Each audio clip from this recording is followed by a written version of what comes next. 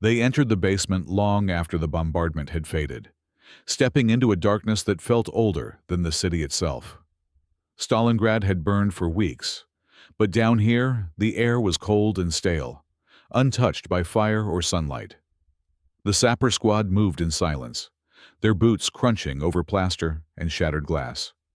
Every breath they exhaled drifted upward in pale, ghost-like trails. They had been ordered to clear the tunnels, check for survivors, mark unexploded shells, secure the area before the next push. None of them expected to find writing. The youngest soldier lifted his lantern first. The flame trembled in a draft that did not belong in a sealed basement. And in that fragile glow, they saw it. Elegant black lettering stretching across the far wall. Thin strokes, perfect curves, precise angles. It looked less like graffiti and more like the handwriting of someone who had all the time in the world. The sergeant approached slowly, jaw tightening. "This wasn't here this morning," he murmured, more to himself than to the others. No one argued. The wall had been completely bare when the squad passed through at dawn. No soot, no markings, no charcoal. And yet now, long lines of scripted warnings covered the plaster from waist height to near the ceiling. The first sentence read, "Do not stand in the light." Below it, "The shells will find what the shadows do not protect." A shiver spread through the group. The words were fresh enough that when the sergeant brushed his fingers across the surface, the black dust smeared under his touch. But there was nothing in the room that could have created it. No burnt wood, no coal, no tools, nothing. They exchanged uneasy looks. Above them, the skeleton of the ruined building groaned under the winter wind. But deeper in the tunnel system, far below this level, there was another sound. A faint, rhythmic pulse. Not quite a breath. Not quite a heartbeat. Something in between. The men quickly copied the writing into a notebook and prepared to report their findings. But before they could move, a distant whistling cut through the silence. A shell. Then another. Then dozens. The bombardment struck the neighborhood with merciless precision.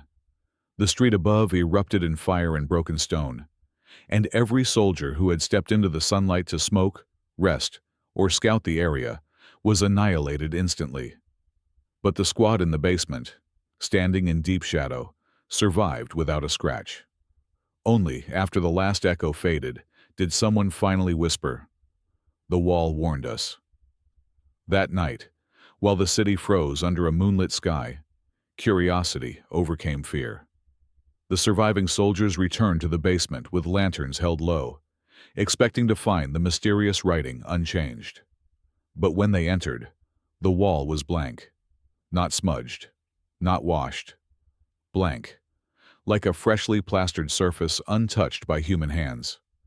Only a thin trail of dark ash lay along the floor, forming a crooked line that pointed toward the deeper tunnels, as if something had been dragged, or had walked, through the soot and disappeared into the dark.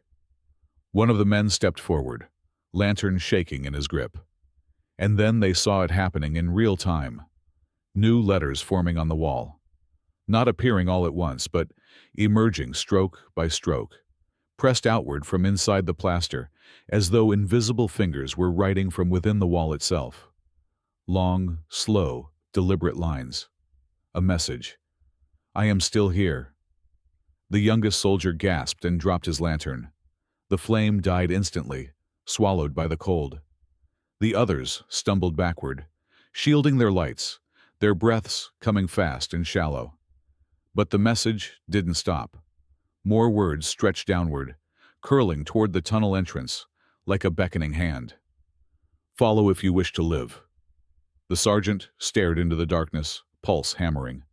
The men waited for him to speak, but all he could think was one thing, a thought none of them dared voice aloud.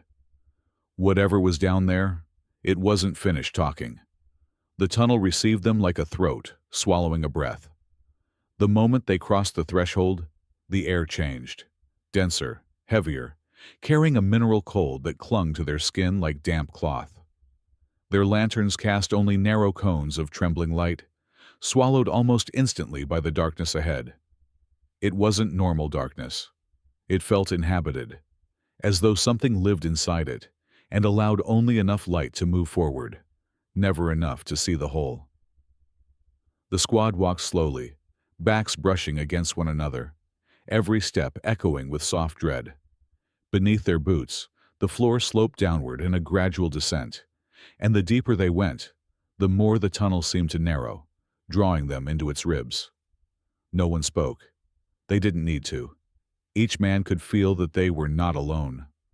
The writing on the wall had stretched into the tunnel, thin lines of soot forming neat letters that glimmered briefly as the lanterns passed. But now, the writing looked different, older, faded, as though someone had written it decades ago, and someone else had restored parts of it only hours earlier. That impossibility lingered in the air, like a question no one dared ask. Somewhere ahead, a tapping began. Soft, rhythmic, deliberate, like fingernails brushing stone. The sergeant signaled for them to stop. The tapping continued. Tap, tap, tap. Each beat felt closer than the last, though no light revealed the source. They moved again, following the narrow bend of the tunnel, until it opened into a collapsed chamber, half choked with rubble. There, slumped against the far wall, was a body. A German officer. His head tilted back, mouth frozen open, teeth bared in what looked like a silent scream. His eye sockets were filled with dark dust. His right hand, raw, torn to the bone, rested against the wall, as though he had spent his final moments clawing words into the stone. And beside him, carved deep into the rock by those ruined fingers, were the words, "It speaks when the lanterns die." The men stared. A pulse of cold air passed through the chamber, extinguishing one soldier's breath mid-exhale. The tapping stopped. Then a new sound rose behind them, soft, sliding. A whisper of movement against the floor. They turned and froze. Their shadows had changed, stretched, lengthened. Not gradually, but instantly, as though something had grabbed each silhouette by the ankle and pulled it toward the center of the room. The lantern light hadn't shifted. The men themselves hadn't moved. But their shadows were wrong. One shadow twitched. The soldier it belonged to stood perfectly still, terrified. But the shadow trembled again, rippling along the stone like a creature waking from sleep. Another shadow rippled next, bending at an angle that no human limb could follow. Then another, and another. The sergeant hissed for them to hold their light steady, but the flames began to gutter violently, as if something unseen were breathing on them, testing their strength. The shadows crawled closer, merging toward the center of the chamber like dark tendrils. The men backed away in panic, stumbling over broken bricks, gripping their lanterns as if the light were the only thing keeping them alive. And then the whisper came, not from any direction, not from any mouth. It seemed to rise from inside the stone itself, vibrating through the air, through the floor, through their bones. "Stay!" The chamber tightened around them. The shadows froze in place, quivering like muscles beneath skin. "Stay. We see you." The lanterns flickered again. One flame died. The whisper deepened, layered as though many voices were speaking through a single, unfinished throat. "We have waited in silence." Another lantern dimmed. The men pressed themselves against the wall, desperate for an exit. But the tunnel behind them was collapsing, stone dust raining down, sealing the path they had come through. The darkness grew thicker, heavier, hungrier. "Do not leave us again." The last lanterns flickered wildly, and the shadows moved. The last lantern fought desperately for life, its flame shrinking and swelling like a heartbeat in panic. Every man clung to that trembling circle of light, because whatever waited beyond its edge was already reaching for them with shadowed fingers. The chamber felt smaller now, as if the earth itself were compressing, pushing them closer to the whispering dark. Stone dust drifted from the ceiling in slow, ghost-like spirals. No one dared speak, No one dared breathe too loudly. They were listening, waiting, because whatever inhabited these tunnels was listening too. The whisper came again, this time no longer distant or echoing from the walls. It emerged between the men, weaving itself through their bodies, as intimate as breath against an ear. "You came when we called." The sergeant jerked around, lantern held high. But there was no face, no form, only a shifting density in the air, a darkness darker than the surrounding dark. It hovered inches from the flame, and the lantern hissed in protest, its glass trembling in the sergeant's grip. The soldiers pressed back, hands scraping against cold stone, but there was nowhere to go. The collapsed tunnel behind them sealed the exit, and ahead, the deeper passage yawned like a throat waiting to swallow. The whisper deepened. "Do not bring the light closer." The flame shrank again. The sergeant tightened his grip, but the heat felt weaker, the metal colder, as if something were feeding on the fire itself. One of the men finally snapped and sprinted toward the darker end of the chamber. His boots pounded against the stone, 1, 2, 3 steps, and then a wet sound cracked sharply through the air. When the lantern swung his way, the man was simply gone. The light revealed nothing but darkness trembling like disturbed water. And yet, his shadow remained on the floor, quivering, the shape of a man crawling, clawing, screaming with no voice. The remaining soldiers cried out, stumbling away from the phantom silhouette. The whisper curled around them again, almost tender now, almost pleading. "Don't be afraid. You are not the first to come." The sergeant felt something brush his shoulder, a touch colder than ice, softer than dust. He swung the lantern wildly, but no one stood near him. No one could have reached him. Still, the presence lingered, as if invisible fingers were tracing the shape of his uniform, studying him. A faint glow appeared deeper in the tunnel. Not a lantern, not fire. Something phosphorescent, pale and weak, like the dying light of a star. It pulsed once, then again, like a heartbeat buried in stone. The whisper responded to it. "We are not one." The soldiers exchanged terrified glances. The phrase made no sense, and yet it struck each of them with chilling clarity. Whatever was speaking wasn't a single entity. The tunnels held many voices, many shadows, many lost things. The pale glow brightened for a moment, illuminating the outlines of carved symbols on the walls, spirals, slashes, looping characters that resembled writing, yet belonged to no language known to man. They seemed to move, subtly shifting direction each time a lantern flickered. As the men stared, the whisper softened into something like a sigh. "You hear us now. You see us now. You cannot leave yet."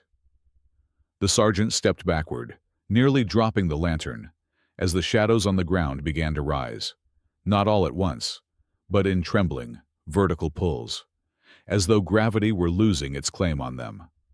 The silhouette of the missing soldier twitched violently, stretching upward like a puppet yanked by invisible strings. The lantern flame surged one last time, then guttered. Darkness fell. Absolute, total, living.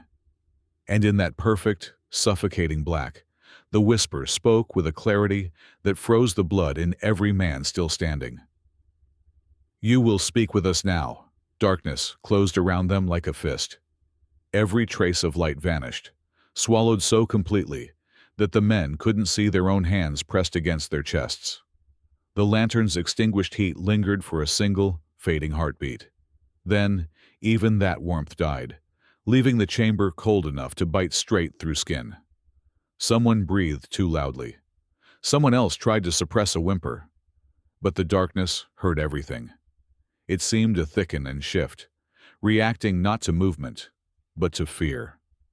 The whisper came again, no longer drifting through the stone, but curling intimately around their ears, brushing like a fingertip across the nape of the neck.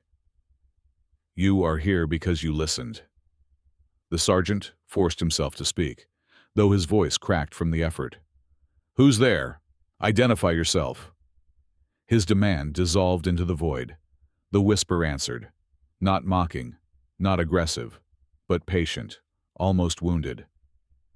"We asked first." A low vibration traveled through the floor, subtle at first, then growing into a steady pulse, a deep thrum that climbed into their bones.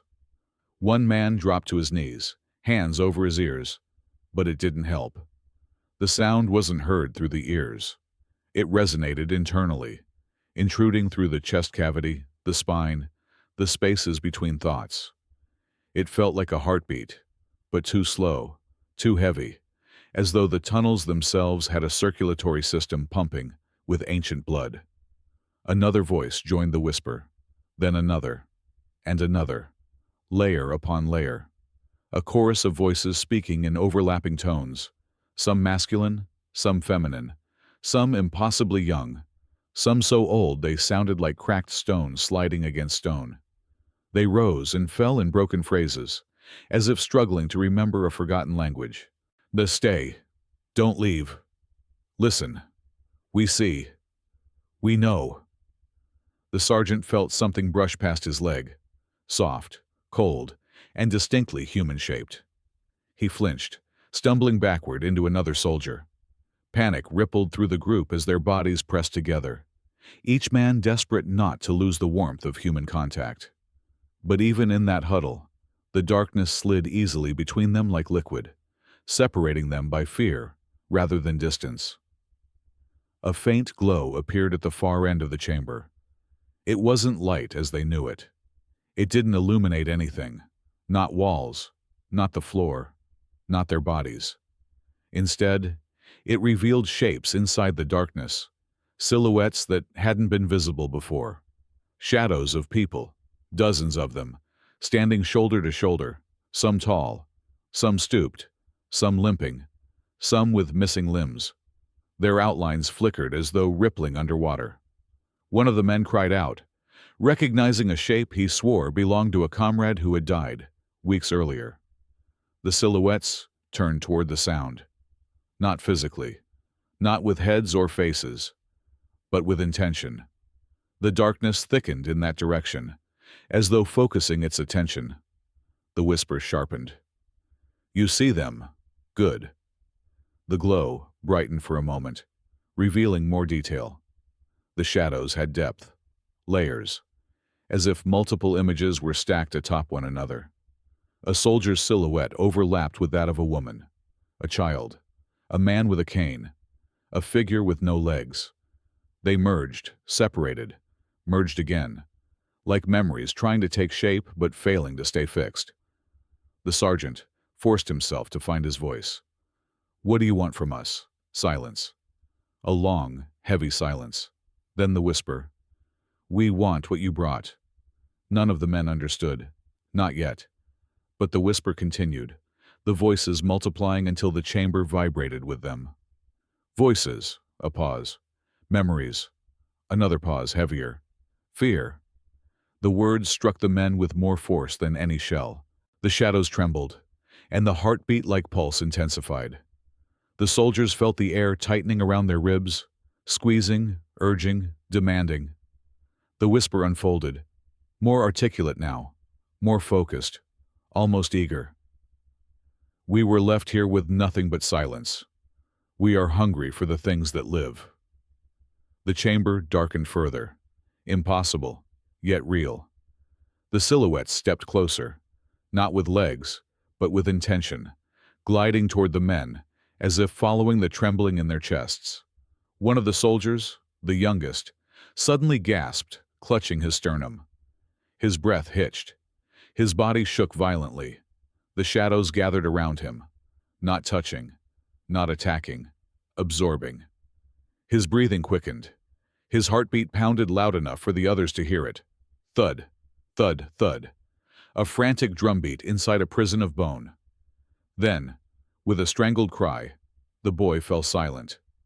Not dead, but emptied. His eyes stared blankly into the dark, wide and glassy, as if something had reached into him and scooped out every last drop of terror, leaving him hollow. The shadows drifted away from him like predators leaving a carcass, and turned their attention toward the remaining men. The whisper rose, melodic now, almost comforting. "Give us more. Speak to us. Fear for us. Feed us." The sergeant raised the dying lantern in one shaking hand. It flickered weakly, barely clinging to existence. The shadows paused. They didn't fear the flame, but they respected it. "Light," the whisper slithered. "Painful, but not enough to stop us." The sergeant swallowed hard. "Why us? Why now?" A sound like a deep, ancient sigh swept through the chamber. "Because you heard us. Because you answered. Because you came when the dead could not." The sergeant's grip tightened on the lantern handle as the shadows advanced again, and the oracle spoke through every voice at once, echoing through the marrow of the men still standing. "You will stay until we are full." The lantern's flame guttered violently, shrinking into a trembling blue pinpoint as the shadows tightened their circle.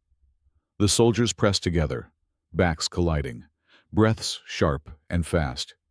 But even their breathing betrayed them. Each inhale, each shiver, each heartbeat was a signal.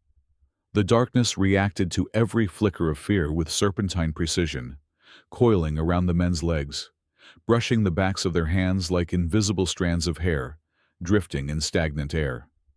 The sergeant knew that if the lantern died, they would die with it. But in a way, none of them could understand. The hollow look in the youngest soldier's eyes said everything. Death would have been mercy compared to whatever had drained him. A ripple ran through the creeping shadows, as if they sensed the thought before he even formed it. A murmur rose from the dark, layered voices weaving into a single, resonant tone. "Death is emptiness. We are not emptiness." Another soldier choked back a sob. The whisper sharpened instantly, drawn to the sound like a predator scenting blood. "Yes, there, more. Give us that." The shadows lunged, not with speed, but with inevitability, like water filling a sinking room. They swarmed around one of the older men, a quiet soldier who had barely spoken since entering the basement. He fell to the ground as the darkness wrapped around his knees and climbed upward. His breath hitched, then collapsed into ragged, animalistic gasps. "Hold still!" the sergeant shouted, though he knew the order was useless. Nothing here responded to human logic. The man on the ground wasn't being physically restrained. No hands held him, no shapes pinned him. And yet he couldn't move. The shadows anchored him by something beneath flesh and bone, something deeper. His memories. A thin, trembling voice escaped his throat. "No, no, don't. Please don't." The sergeant dropped to his knees beside him, shaking his shoulder. But the man was staring into a darkness the lantern couldn't touch. His pupils dilated, swallowing his irises, reflecting nothing. Then his lips parted in a slow, dreadful surrender. The whisper poured into his mouth. He convulsed once, twice. His back arched as if something were being pulled out of him, not with force, but with longing, drawn free like silk unraveling from a spool. The shadows brightened faintly around him, momentarily glowing with borrowed life. When the darkness finally withdrew, the man lay motionless, alive, breathing, but empty. His eyes stared upward with the same hollow vacancy as the boy before him. "Get up!" the sergeant ordered. "Soldier, get up!" But the man didn't even blink. Behind them, the tunnel rumbled, stone shifting under invisible weight. The oracle was restless, hungry. Its chorus grew louder, voices spilling through every crack and crevice. "Two taken. 3 remain. You brought more than we expected. We are pleased." The sergeant rose to his feet, lantern raised high, his pulse hammering against his ribs. He had led men into machine gun fire, mortar storms, burning buildings, but nothing had ever made him feel this powerless. Here, courage was not a weapon, it was bait. One of the remaining soldiers whispered, "Sarge, we need to run." "Where?" the sergeant snapped. "We don't even know what direction leads out." A breath of cold wind slid across the floor. "Down," the oracle whispered. "Always down." The men spun toward the sound. The shadows behind them surged, forming a corridor. An invitation or a trap, impossible to tell. The vague glow deeper in the tunnel brightened again, revealing fragments of carvings. A face here, a ribcage there, skeletal outlines merging into scribbled symbols. Like the walls were made of memories stripped from the living. One of the soldiers, shaking violently, stepped back. "I'm not going deeper," he said, voice high and cracking. "I'm not going anywhere near that." The whisper sharpened. The chamber felt suddenly thinner, as if air itself recoiled from his defiance. Fear denied, fear withheld, fear kept, belongs to us. He screamed as the darkness struck him. It didn't wrap around him this time, it pierced him. Shadows shot upward like spears, sinking into his chest, his throat, his eyes, his ears. He clawed at the air, at his own face, tearing at skin that bubbled under the pressure of something unseen. The lantern flickered wildly as his screams rose to a pitch humans should not be able to make. The sergeant pulled the other soldier back, horror freezing his veins. The shadows thrashed around the screaming man like ravenous insects. His body jerked, twisted, then went still. This time, the oracle didn't leave him alive. The shadows receded, revealing only a collapse of skin and bone, drained, shrunken, as though every ounce of life had been wrung out of him like water from cloth. The whisper hummed, satisfied. 3 fed, 2 remain. The sergeant stared at the last surviving soldier beside him, lantern trembling between them. Their world had shrunk to a single, shrinking island of dying light. The oracle's voices braided together into a single command, spoken from everywhere at once. "Go down. Go deeper. We will finish the feast below." The faint glow in the tunnel pulsed again, like a heartbeat calling them forward. The sergeant realized then, too late, that the oracle had never wanted to kill them quickly. It wanted them to walk willingly into its lungs. The tunnel accepted them without resistance, its descent steepening until the men were half sliding, half stumbling down the sloping floor. The lantern's last, trembling glow painted crude, shivering shapes along the stone, figures that vanished as quickly as they appeared. The sergeant held the light out before him like a shield, but he knew it was weakening. The flame had dwindled to a thin, frantic ribbon of gold, fighting a darkness that seemed to swallow oxygen itself. Behind them, the bodies of the hollowed soldiers lay motionless, their chests rising and falling faintly, their eyes open but empty. Ahead of them, the oracle pulsed with life. The deeper they went, the narrower the passage became. Stones scraped their shoulders, then their hips, then their boots, until they were forced to move sideways through a jagged throat of rock. The air grew colder, thicker, more hostile. Each breath came with effort, as if the tunnel were deciding how much air to allow them. The survivor, following the sergeant, began to sob quietly, not from weakness, but from the crushing realization that there was no path back. Behind them lay death. Ahead of them lay something worse. A faint hum rose from below, a low, resonant vibration that made the stone quiver beneath their palms. It wasn't mechanical. It wasn't wind. It was alive. The hum grew stronger as they descended, blending with the rhythmic throb they had felt earlier. The sergeant realized with sickening clarity, the tunnels had a heartbeat.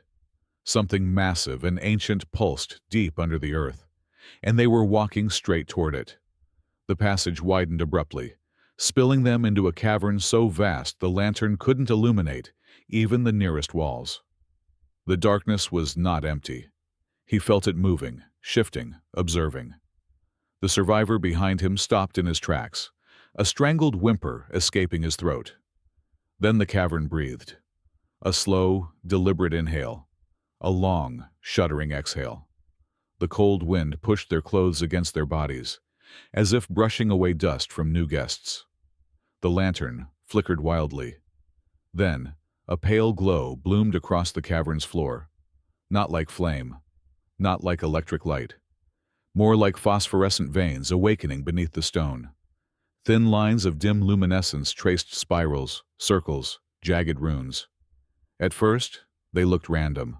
Then, the sergeant realized they formed patterns, repeating patterns, patterns that resembled writing. The oracle's chamber was covered in words, words carved by thousands of hands, thousands of voices. The glowing veins pulsed in sync with the cavern's heartbeat, and with each pulse, faint whispers seeped from the floor, from the walls, from the ceiling, from the air itself. Snatches of sentences, fragments of prayers, unfinished screams, all mashed together into an endless chorus of voices that had nowhere left to go. The survivor fell to his knees, covering his ears. Make it stop, make it stop, make it stop. But there was no stopping it. The voices paid no attention to the living. They were speaking to each other. And then, as the sergeant stepped farther into the chamber, they noticed him. The whispers shifted. Hundreds of voices aligned, like birds turning in flight, focusing on a single point. The light approaches. The sergeant raised the lantern, but the flame sputtered helplessly. The darkness around them didn't retreat.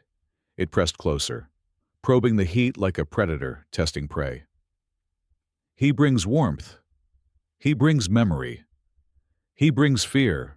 The survivor crawled backward, weeping. The voices surged. That one is weak. Feed. Shadows gathered around him, swirling upward into vaguely human shapes. They didn't rush. They didn't need to. The man's terror poured off him like steam, drifting into the air, thickening the darkness. He screamed as the shadows descended, not tearing, not crushing, absorbing. His memories spilled into the chamber like spilled ink, visions flickering across the glowing runes.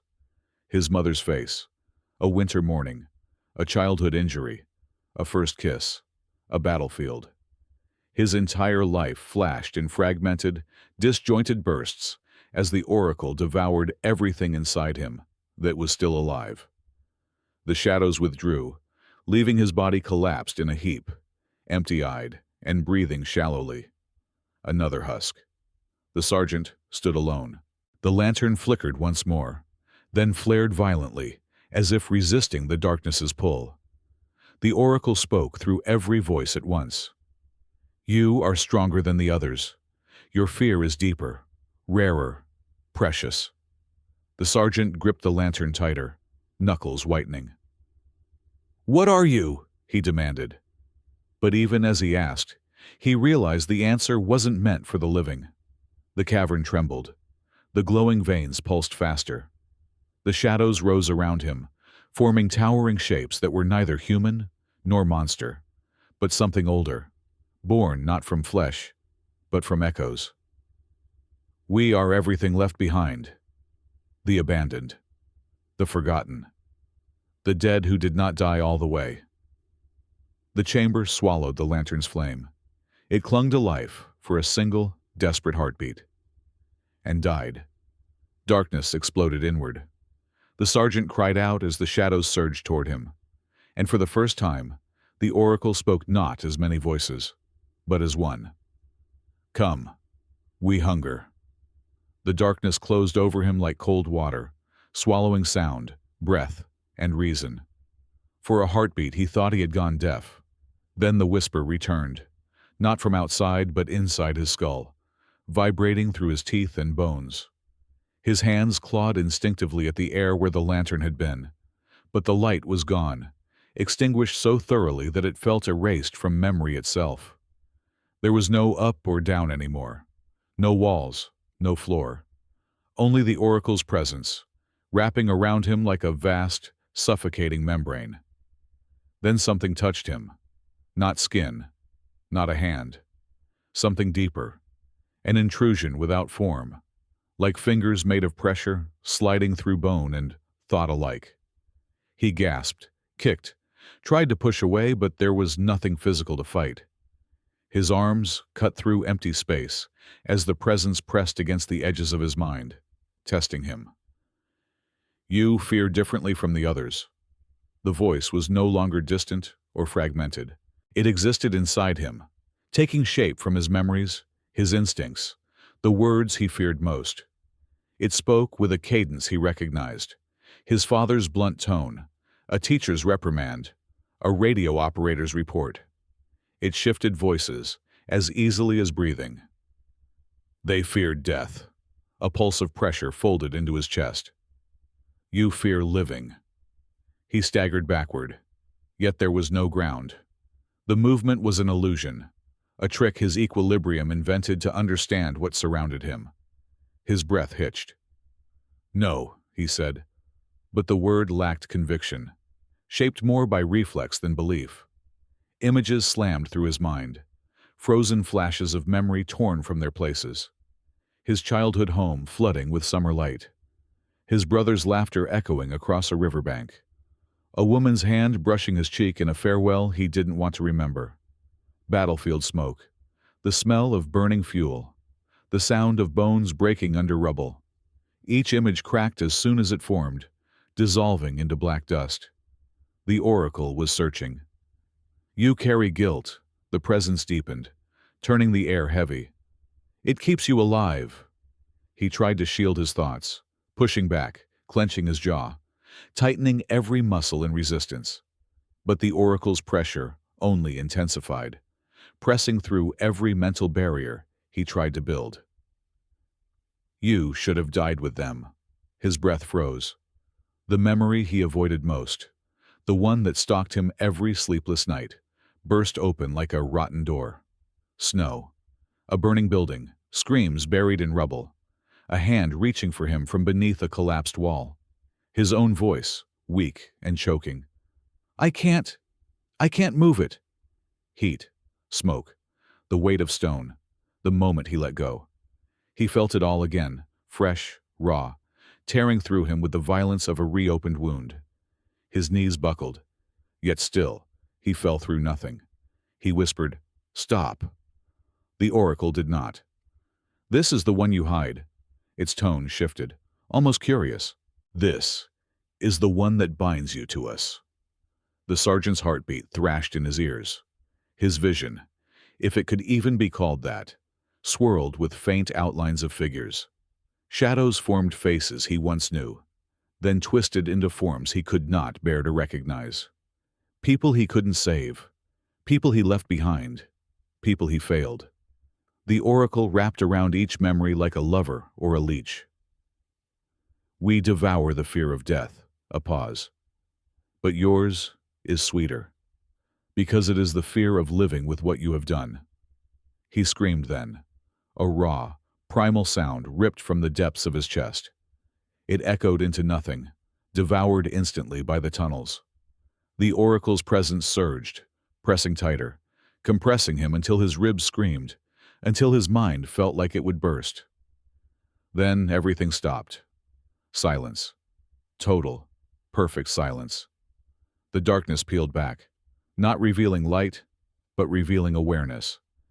He didn't see the oracle, but he felt its shape, vast, diffused, ancient.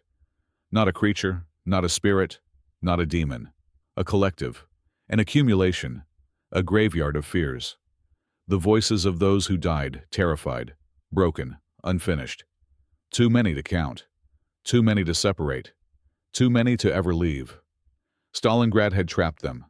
The tunnels had given them a place to echo forever. Their fear had fermented into hunger. Now, they wanted more. You will stay, the oracle said. Your fear is deep. It will feed us for a long time. For the first time since entering the tunnels, the sergeant felt ground beneath his feet. He staggered forward as if dropped from a height, landing on cold stone. The darkness retreated just enough for him to see the cavern around him again. Glowing veins still pulsing faintly, shadows still whispering across the walls. And at the far side of the chamber, the bodies of his men lay untouched. 4 empty shells, 1 drained husk, all staring at nothing. He wasn't dead. He wasn't hollow, not yet. The oracle wanted to savor him. He rose to his feet, breath trembling, eyes fixed on the faintest glimmer of a passage beyond the cavern. He realized something then, something terrible and simple. If the oracle fed on fear, then running would only make him more delicious. But staying meant being devoured slowly, thought by thought, memory by memory, guilt by guilt. There was only one path left, forward, into the oracle's heart, and into whatever waited beyond the place where fear ended. He forced himself toward the narrow slit of darkness that resembled a passage. Each step felt like treading on the chest of a sleeping giant, careful, trembling, stolen. The cavern watched him. Not metaphorically. He felt the weight of its attention like 1,000 eyes pressed into his back. The veins of pale luminescence dimmed as he approached, as though withdrawing their light to encourage him deeper, as though the oracle wanted him to enter the dark, fully blind, fully vulnerable, fully tasting his own terror. He didn't run. He didn't whisper. He didn't breathe too deeply. He simply moved, one slow step at a time. The new passage was tighter, colder. Its walls were smoother, as if something, water, wind, hands, had polished them over decades or centuries. The air tasted metallic, sharp. There was a faint vibration coming through the stone, a pulse that did not match his heartbeat, but tried to force itself into rhythm with it. Every few steps, the thrum aligned perfectly, and the shock of that synchronicity made his stomach twist, his skin crawl. The oracle was trying to make him part of its pulse. He wiped sweat from his forehead, though the air was freezing. His fingers trembled, not from cold, but from knowing he couldn't conceal his terror anymore. In this place, fear was a beacon, and he burned like a torch. The passage ended suddenly. He stepped into a chamber much smaller than the cavern, but more terrible in its intimacy. Here, the walls weren't stone. Or if they were, they no longer acted like stone. They pulsed faintly, expanded, contracted, as if breathing, as if whispering, as if waiting. The faint light from behind died completely. He was alone in absolute black, save for a single shape in the center of the chamber, a low mound, only barely visible in the dim, sickly glow radiating from the walls. Not light, not truly, more like a memory of light. He approached it. The mound was covered in dust, ash, dirt, and something else. Something fibrous and brittle that snapped softly under his fingertips. Fabric, uniform fabric, human fabric. He brushed the dust away and froze. It wasn't a mound. It was a pile. Bodies, decades old, maybe older, curled inward, as if they had died in a circle, backs bent toward a hollow at the center. Arms entwined, skulls pressed against skulls. Their uniforms were unrecognizable, rotted into threads, their badges and insignia dissolved into unidentifiable scraps. But the way they were arranged, it looked ritualistic, deliberate, like they had offered themselves, or been offered. The hollow at the center of the circle was perfectly round, like a bowl carved into the earth. The inside was blackened, coated with a residue that looked like soot, but smelled faintly of something he could not place, something sweet, metallic and sickly. The sergeant knelt, his mind screaming in warning even as curiosity forced him forward. He touched the edge of the hollow. The chamber inhaled. His breath tore from his lungs in a violent gasp as the oracle's presence slammed into him. Not gently, not intrusively, brutally. A torrent of memories not his own exploded through him. Hundreds of fragmented impressions flashing in rapid succession. Voices shouting in languages he'd never heard. Hands clawing at the dark. A city burning not in fire, but in terror. Stone collapsing. Air shaking with the sound of thousands crying out at once. Fear. Fear strong enough to tear the world open. Fear so concentrated, it left a scar. He staggered backward, clutching his head, But the oracle's assault didn't relent. It poured itself into him like a flood, breaking through a rotten dam. He saw soldiers huddled in the chamber centuries ago. Yes, centuries. Their eyes hollow, their faces gaunt, their voices whispering prayers to gods forgotten. They weren't German. They weren't Russian. They weren't from any modern army. They belonged to centuries of the dead. He saw war after war collapsing into this one place. Sieges, massacres, starvations. Every dying breath carried here by tunnels, carved deeper and deeper through time itself. The Oracle was not born in Stalingrad. Stalingrad was simply the newest layer of its hunger. The sergeant fell to his knees, choking as the truth crystallized inside him. The Oracle was the cumulative fear of every soldier, every civilian, every crushed soul who had ever died in the tunnels that stretched beneath this cursed ground. Fear did not dissipate. It collected. It fermented. It learned. And over centuries, it became conscious. It became hunger. It became this. The presence pressed closer, surrounding him, pulling at the guilt that weighed like lead in his bones. Now you understand. He tried to stand, but his legs buckled. He tried to breathe, but the air tasted like old screams. His mind spiraled between his own memories and those forced upon him, unable to distinguish one from the other. You know what must happen. The sergeant shook his head violently. No. Your fear is rich. I'm not yours. You came willingly. I didn't know, but you know now. The chamber pulsed around him, its walls drawing closer, contracting like a monstrous lung exhaling. The Oracle whispered through every voice it had ever consumed. Feed us. And the darkness surged. The darkness struck him like a wave of ice, swallowing his breath before it even left his chest. He fell backward, arms flailing through nothing, as the Oracle's presence poured over him, through him, into him. This was no whisper now. No subtle intrusion. It was a tidal force, an avalanche of consciousness pressing in from all directions, crushing him with the weight of centuries of unspent terror. His ribs felt as if they were bending inward, collapsing under a pressure no human body was meant to endure. He screamed, but the sound disintegrated before reaching the air. The chamber allowed no noise but its own. Memories that were not his flooded him in jagged bursts. Warriors dying in smoke-filled hallways, children suffocating underground, people clawing at collapsed ceilings while their lungs filled with dust. Panic, silence, darkness, 1,000 deaths, 10,000, 100,000. Every gasp trapped under stone, every last heartbeat smothered into stillness. He felt all of them at once, layered over each other, until the agony blurred into a single, overwhelming sensation. We have carried this for so long. The Oracle's voice pulsed through him, not spoken, but carved into his mind. Now you will carry it too, he convulsed, grabbing the sides of his skull, as if he could physically pry the presence out. The more he resisted, the tighter the darkness squeezed. Images tore through his thoughts. A city falling under fire, tunnels collapsing, men buried alive. The Oracle had roots deeper than any war, deeper than any generation. It was not a creature. It was an inheritance. A monument of fear passed down by the dead like a curse.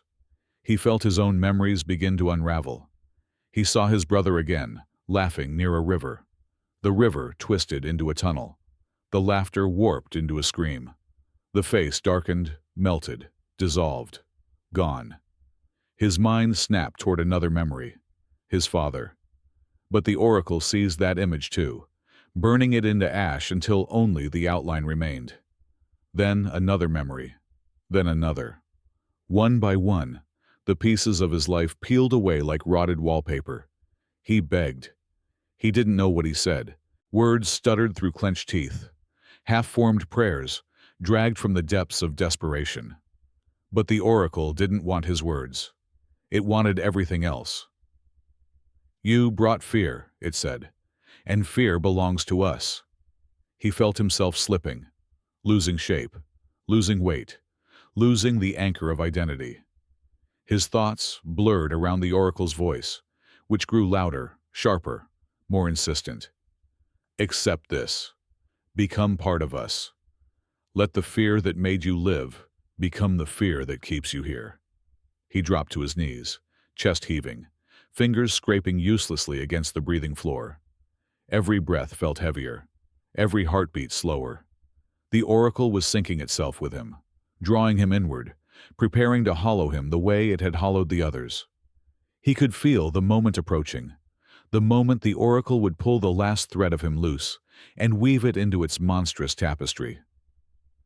"Release yourself," it whispered. "Be ours." And then, a flicker, a tiny spark, not light, not salvation, but anger. It rose inside him like a pulse of heat, weak and fragile, but real, alive in a way the oracle was not. He didn't summon it. It simply appeared, trembling, defiant. A memory the oracle had not yet consumed. Not a failure, not a guilt, a promise. He saw it, a face he had nearly forgotten, not because of trauma, but because life had carried him away from it. Soft eyes, warm hands, a voice that had once told him, "You don't give up, not ever." A flicker of love. The oracle recoiled. It wasn't much. It wasn't even conscious. But it was something the oracle did not understand. Something that didn't taste like fear. The sergeant gasped, seizing on the moment. His lungs filled with air that felt sharp, electric, almost painful. He pushed back, not with strength, but with the memory itself, forcing it into the space the oracle occupied. The chamber shuddered. The walls convulsed. A chorus of voices screamed, not with rage, but with confusion, disorientation, even pain. "What is this? Why does it resist? Stop, stop, stop." It was the first time the oracle had sounded frightened. The sergeant dragged himself upright, hands shaking violently, body drenched in cold sweat. But he stood. And standing meant something. It meant the oracle hadn't finished him. It meant the oracle didn't own him. He opened his mouth, not to plead, not to cry, but to speak. "You don't get to have me," the oracle surged, shadows exploding from the walls like a furious tide. But something had changed. The sergeant felt it in his bones. The oracle could crush him physically, spiritually, mentally, but it could not devour a memory not born of fear. He stepped forward into the darkness, bracing himself. If he had one weapon left, it was the one thing the oracle had never tasted. And the oracle understood that too. "Leave this place," it hissed, "or we will tear you apart." The sergeant wiped blood from his lip. "Try." The shadows shrieked, and the chamber trembled. The chamber convulsed like a wounded beast. The shadows that once moved with perfect unity now shuddered in erratic waves, flickering at the edges, fraying like torn fabric. The oracle screamed, not through mouths or echoes, but through vibration, a violent tremor that rattled the bones inside his chest. Dust rained from the ceiling in cold showers. The luminous veins crawling along the walls dimmed, brightened, then dimmed again, as if confused by their own pulse. The sergeant stood shaking, breath raw and ragged, every nerve aflame. His body wanted to collapse. His mind begged for silence. But something in him, small, stubborn, painfully human, held fast. That memory, those warm eyes, that voice telling him he didn't give up, that single fragment of love burned like a coal inside a cave of ice, and the oracle recoiled from it like a wound being touched. The shadows surged again, lunging toward him in a spear of blackness. He staggered but did not fall. Instead of shrinking away, he stepped into them. The darkness hit him like a physical force, lifting him off his feet, slamming him against the wall. Pain burst through his ribs. Air tore from his lungs. But he remained conscious. The oracle's voice unfurled around him, trembling with rage. "Do not bring that here." He spat blood onto the stone. "What? Strength?" The darkness vibrated. "Not strength." A pause. A shudder. "The opposite. The weakness that makes you cling to life." He managed a grim smile. "You mean hope." The walls rippled violently. "Hope is a lie the living tell themselves." "Maybe," he said, pushing himself upright. "But you've never been alive. So how the hell would you know?" The chamber screamed. A hurricane of shadow erupted from the hollow center of the ritual circle, spiraling upward into a massive column of darkness. The air warped with pressure, the ground shaking so violently he could barely stand. The oracle was trying to crush him, bury him, erase him. "You do not belong here," he coughed through broken breaths. Neither did they. At his feet, the bodies, those hollow, empty vessels, trembled. Not from life, not from animation, but from resonance, as if the oracle's rage rippled through its victims like wind through grass. The sergeant looked down at them and felt something break open inside him. Not fear, not despair.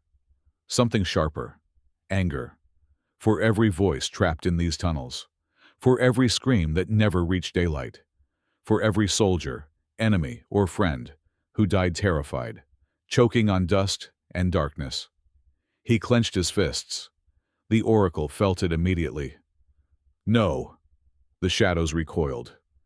"You will not turn this against us." But he already had.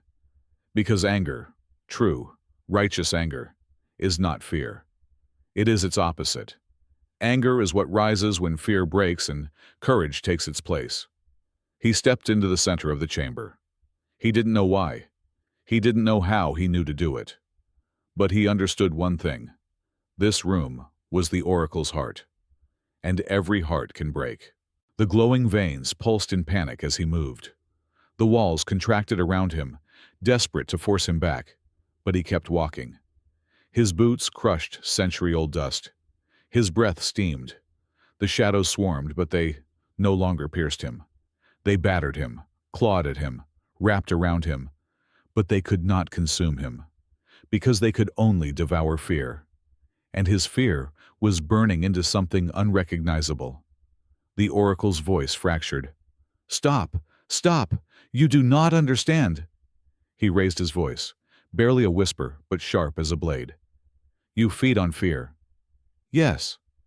"You grow from it." "Yes." "It created you." "Yes."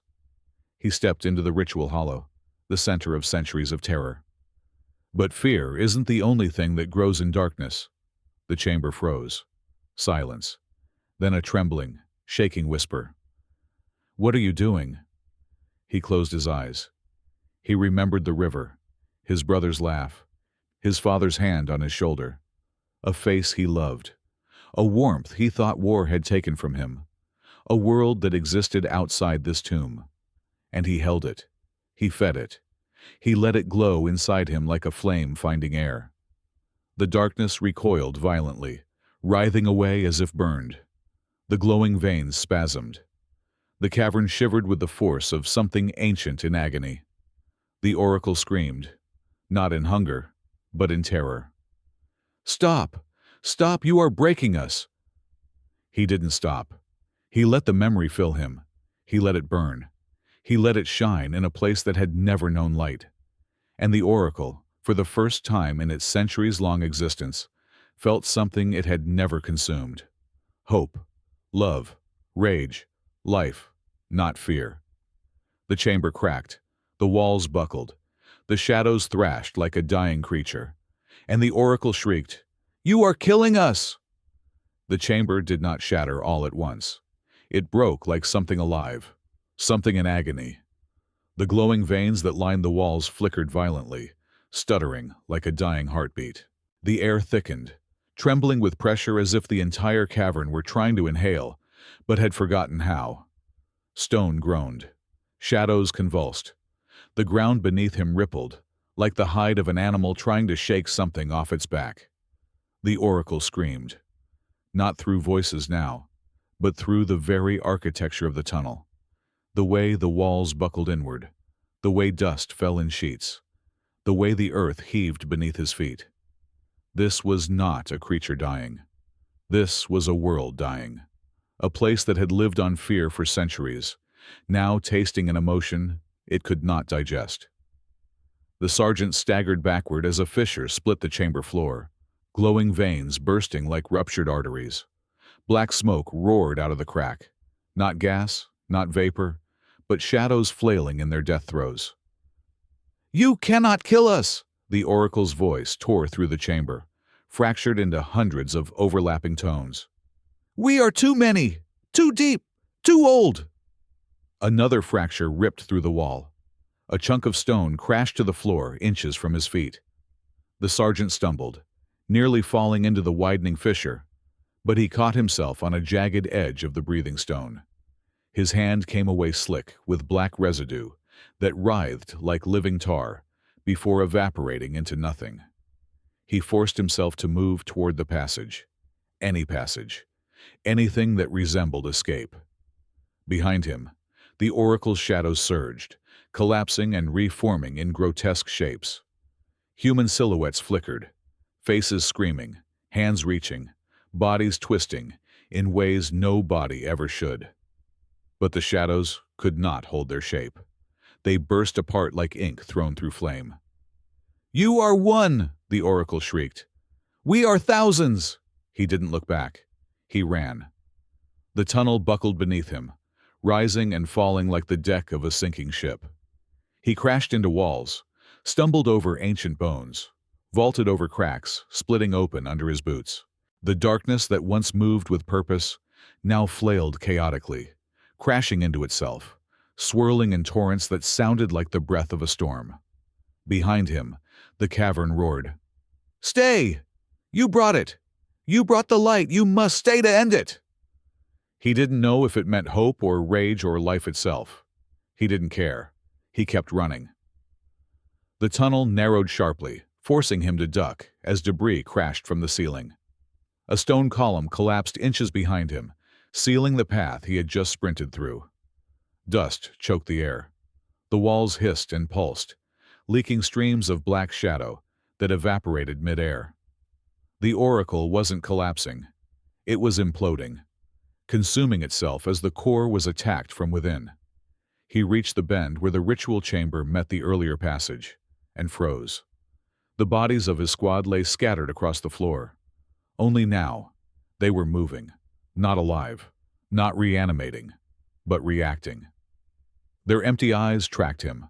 Their jaws trembled as if trying to speak. Their fingers twitched, reaching, not for him, but for something around him. The oracle spoke through them, each voice layered imperfectly over the next as their throats convulsed. "You cannot leave us. You cannot take what was ours." Their arms lifted, jerking like marionettes, pulled by tangled strings.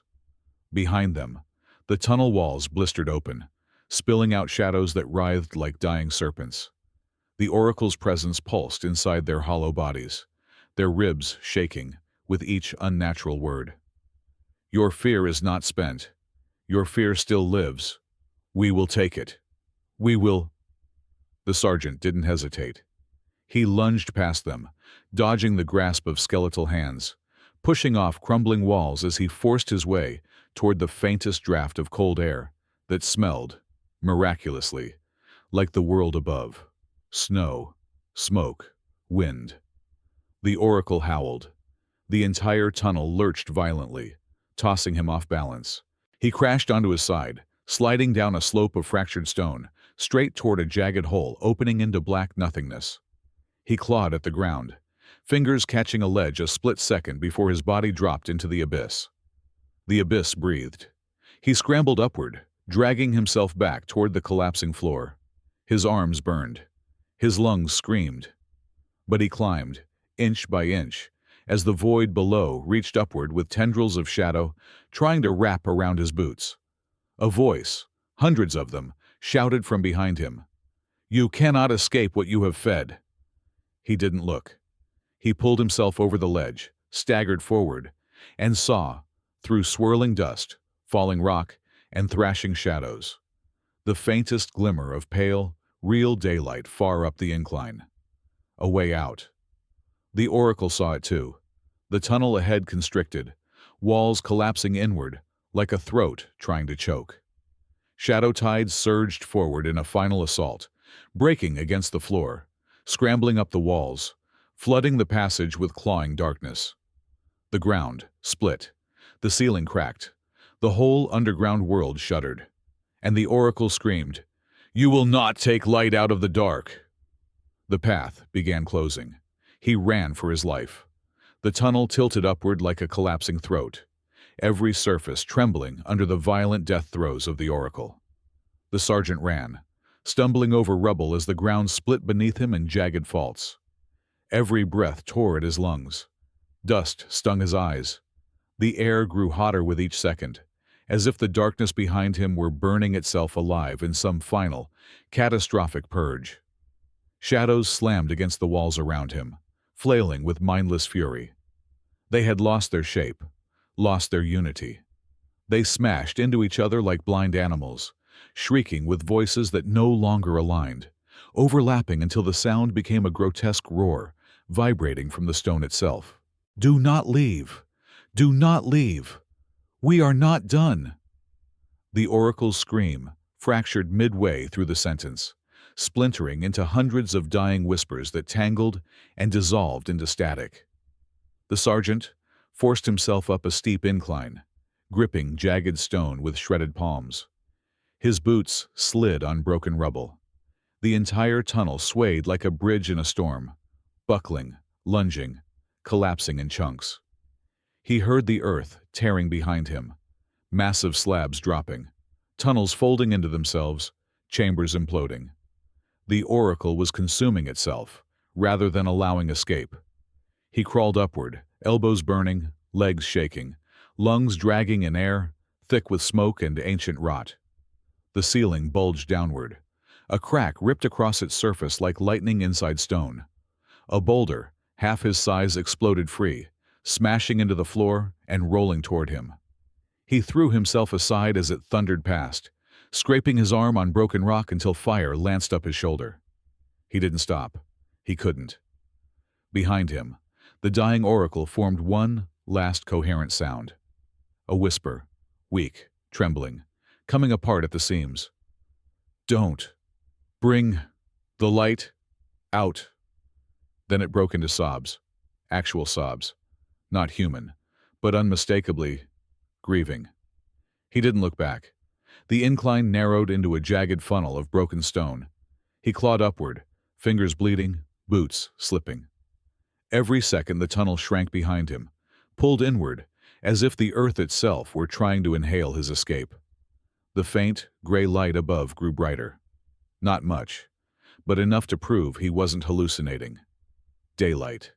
Actual daylight. The sergeant pulled himself through a collapsing corridor, the ceiling shedding chunks of stone. Shadows rose around him for a final attack, desperate, shapeless, starving.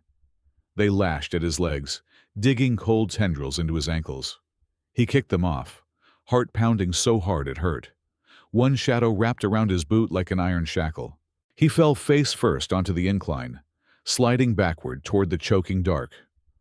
"No, no, no," he snarled, planting his hands against the rock and pushing with every ounce of strength left in his ruined body. The shadow tightened. "Stay!" Its voice was a shredded, broken echo. Not a command now, but a plea. He screamed in rage, slammed his heel against the rock wall, and tore himself free with a burst of strength he didn't know he had. The shadow wailed, flailing violently, as it dissolved into thin, smoky fragments. He dragged himself upward again, coughing, shaking, muscles screaming. The air shifted, fresher, colder, alive. He smelled winter, real winter, snow, not the stale, dead air below.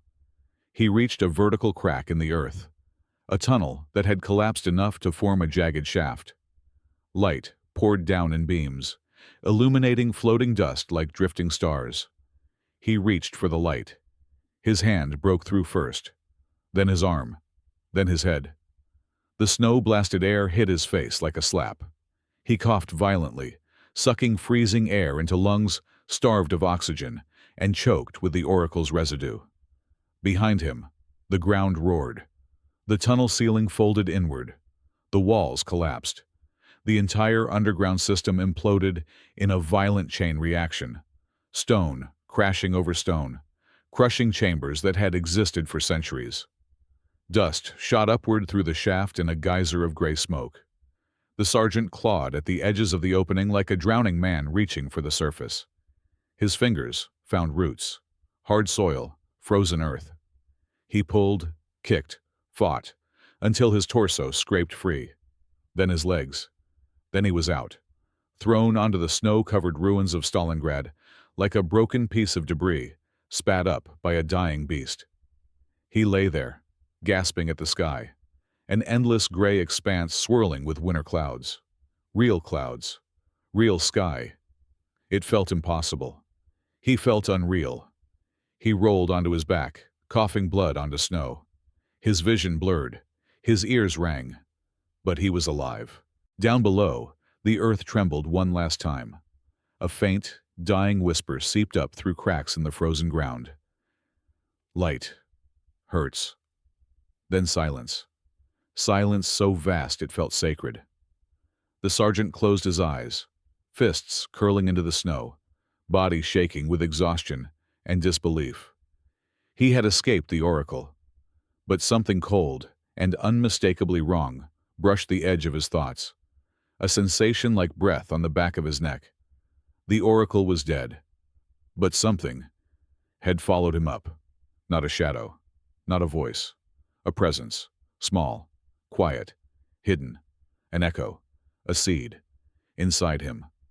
The fear he thought he'd burned out wasn't gone. It was waiting. Snow fell in slow, drifting spirals as the sergeant lay on his back, staring at the gray sky. The world above was quiet, too quiet.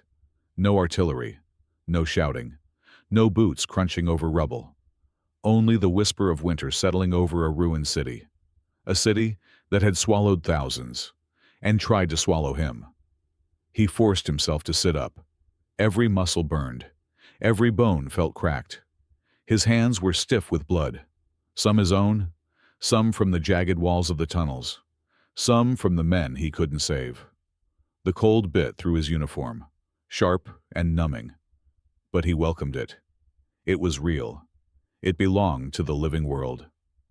He scanned the ruins around him, jagged silhouettes of collapsed buildings, the skeletons of factories and shattered streets. No movement, no signs of life. It was as if he had climbed out into a graveyard where even ghosts were too exhausted to wander. He pushed himself to his feet. The world tilted for a moment, then steadied. He breathed deep, icy air into lungs that still felt coated with the oracle's shadow. A cough tore through him, splitting his side with pain. When he looked down at the snow, he expected to see blood. He didn't expect to see the snow darken, slowly, delicately, as if something beneath it had exhaled. He blinked. The darkness vanished. Just normal, undisturbed snow. He swallowed hard and limped forward. Every step felt too loud, too heavy, as if the earth still listened, as if the tunnels hadn't collapsed completely, as if the oracle were still trying to hear him. He brushed the thought aside. Move, walk, get away from the ruins, find a road, find people, find anything that proves he wasn't imagining the world above. He walked until the trembling in his legs forced him to stop. He leaned against a half-destroyed wall and closed his eyes. The cold wind brushed his face. He listened. Nothing. Until a breath, soft, almost delicate, right behind him. His eyes snapped open. He turned sharply, fists clenched. No one. But the breath hadn't been wind. It had felt too close, too intimate. The kind of breath you feel when someone leans very near. His heart hammered. No, he whispered. You're gone. You're gone. But another whisper drifted through the cold. Not from outside. From inside. Are we? His blood ran cold. He clutched his head, fingers digging into his scalp, as the faintest shadow flickered across the edge of his vision. A tremor, a pulse, a presence that had not died with the oracle's collapse. The tunnels had consumed thousands over centuries. Voices, memories, terror. All of it had merged into one monstrous being. He had wounded it. He had escaped it. He had broken its heart. But in doing so, he had taken something with him. A fragment, a whisper, a seed. The oracle had not died. It had moved into him. He staggered through the ruins, stumbling toward the distant line of the frozen Volga. His breath came in frantic bursts. His vision blurred at the edges. The world remained silent, but the silence was no longer comforting. It was listening. "We are not finished." He squeezed his eyes shut. "Get out of my head." A low, shuddering laugh rolled through his mind. A pale imitation of the oracle's former power, but unmistakable. "Fear feeds us, and you fear yourself now."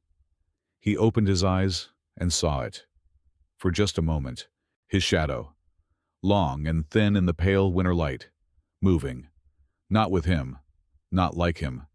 Lagging half a second behind. He staggered backward, horrified, nearly slipping on the ice. His shadow trembled, then returned to normal. Quiet, still, obedient. For now. He stood there, breathing hard, shaking, staring at the ground as snow fell gently over him.